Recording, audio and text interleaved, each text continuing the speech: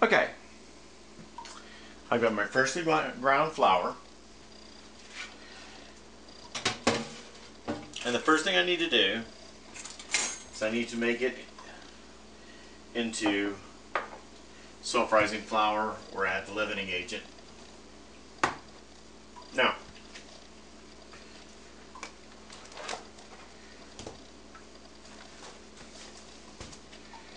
okay, this baking powder. Okay, baking powder's ingredients are cornstarch, sodium bicarbonate, this stuff, aluminum sulfate, which reacts to heat and rises, and monocalcium phosphate, which again is a leavening agent. Same idea. And we're going to add a little bit of salt. We're going to add a 1/4 teaspoon of salt to each cup of flour. Now I'm going to take 2 of the cups of flour. This is a 1/2 cup. That's 2 cups. Okay, hold that back for the moment. Now, to every cup of flour, I'm going to put 1½ teaspoons of baking powder. So that's 3 teaspoons. 1, 2, 3. Okay. Put that away. I'm not going to use it. And just a pinch of salt. Okay. You don't need a whole lot of it. I don't like a lot of salt. Okay, that's about a 1/4 teaspoon. Put it away. And now it needs to be mixed throughout thoroughly, even throughout the flour.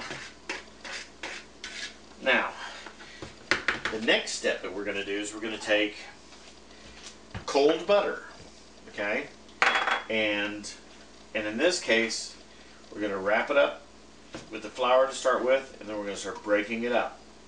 Now, what this does is we're not wanting to actually get the flour wet. We want actually to make it kind of appear like crumbs. So I'm not going to touch it with my hands. Now there are a lot of people that do.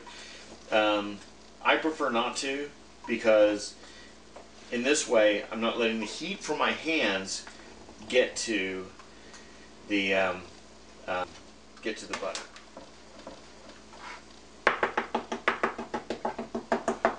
I'll be really rolling out a whole bunch of this. Now, as I showed you before, okay.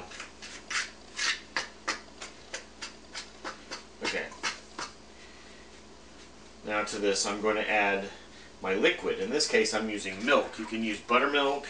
You can use water. I know people that use water. I prefer to use just, this is 2% milk.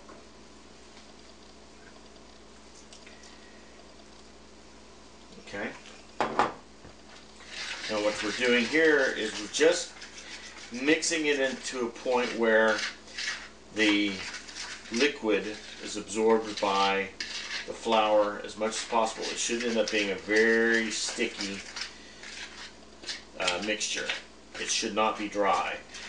Now, every flour is a little bit different with the amount of moisture it absorbs. In this case, I'm going to have to put a little bit more because it's not going to be sticky enough. Okay, now I put a cup. Now for every cup of flour, generally it should be, actually this might actually be pretty good. For each cup of flour that you use, all right, essentially it's going to be ½ a cup of liquid. That might end up being a little bit more, a little bit less. You'll see, because like I said, every flour is a little bit drier or a little bit not as dry as the other. As you see, it comes away from the sides. This is perfect, actually. Okay.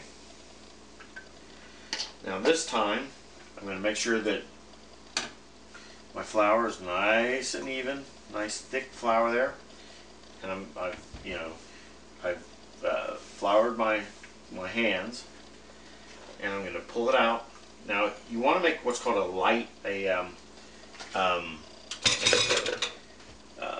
a soft dough. Okay. Now what that means is you don't want a dough that's overworked. Okay. All you want is when you push it, it kind of pushes back. See, it didn't do that there. So what we're going to do is we're going to roll it out by hand and fold it back until it pushes back. And it won't take very long at all. Okay? In fact, that's almost there. See how it pushes? Now I'm going to let it sit for a little bit. I'm going to wrap it in plastic and I'm going to stick it in the fridge for a little bit.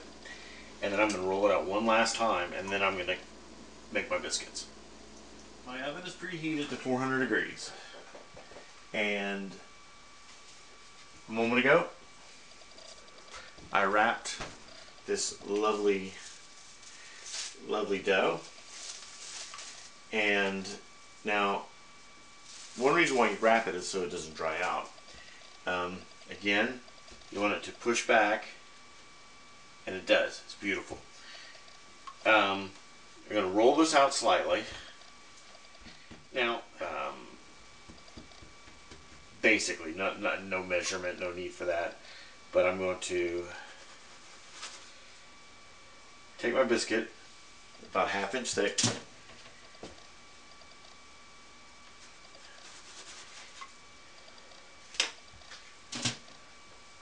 I'm going to put them on my tray. Anyway, it goes into, like I said, a 400-degree oven. And let's set the timer for 15 minutes. And go back and have a look. Okay, it is about time to take out the biscuits. And let's see how they look. Alright, they didn't rise a whole bunch. I attribute that partly because it wasn't that wet. But they, let's see, steamy, hot. I'll bet they taste amazing though. These are about like what my mom made. They're very, very hot. And of course my little dumplings that I'll put in the freezer. And if these were a little bit wetter, they probably would have risen a little bit more. But biscuits from the grain that I just ground.